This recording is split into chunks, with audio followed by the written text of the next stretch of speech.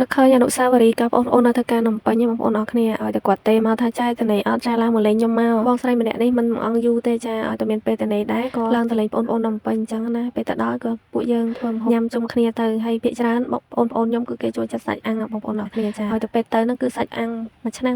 តែម្ដងតែឥឡូវពេលចង់ជួបគ្នាម្ដងមិនងាយទេបងប្អូនណាដោយសារតែបងប្អូនខ្ញុំទៅធ្វើការនៅឆ្ងាយអញ្ចឹងមិនងាយបានជួបគ្នាទេហើយចង់ជួបគ្នាម្ដងតើមានកម្មវិធីនៅផ្ទះមានកម្មវិធីអីអញ្ចឹងទៅមិនបានជួបជុំព្រោះអីវ័យនេះគឺវ័យយើងកំពុងតែខំប្រឹងរកស៊ីរៀងខ្លួនអញ្ចឹងណាបងប្អូនចាសម័យនេះបើយើងអត់ខំរកគឺ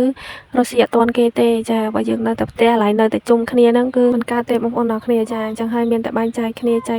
ទៅរកស៊ីនៅឆ្ងាយអីអញ្ចឹងទៅអញ្ចឹងមិនថាបងប្អូនបានជួបជុំគ្នានៅជាមួយគ្នាតែពេលតូចនៅក្មេងៗទេចាគេងជាមួយគ្នាញ៉ាំជាមួយគ្នានៅជុំគ្នាជាមួយម៉ែពុកអីអញ្ចឹងទៅណាបងប្អូនបានជួបជុំគ្នាតែពេលនៅតូចទេតែដល់ពេលធំឡើងរៀនចប់រៀងខ្លួនគឺចេញទៅរកស៊ីរៀងខ្លួនអញ្ចឹងណាអញ្ចឹងហើយនៅផ្ទះគឺអត់មានអ្នកណាបាននៅជុំគ្នាទេចាដល់តែពេលមានរវល់មានកម្មវិធីម្ដងមិនបានជុំគ្នាហើយថ្ងៃនេះបងប្អូនខ្ញុំគេធ្វើសាច់អាំងសម្បើមកបងប្អូនធ្វើជ្រលក់ជាមួយនឹងទឹកតៅហ៊ូឆ្ងាញ់ណាស់ចាទឹកតៅហ៊ូនឹងគេមានតាំងទៅដោះគោឆៅទៅដោះគោខាប់ចាដាក់ទៅគឺមានជាតិតែម្ដងហើយគូផ្សំជាមួយមុខម្ហូបអីផ្សេងមកទៀតធ្វើច្រើនមុខមែនតើណាបងប្អូនចាតិចបងប្អូនឆ្ងល់ថា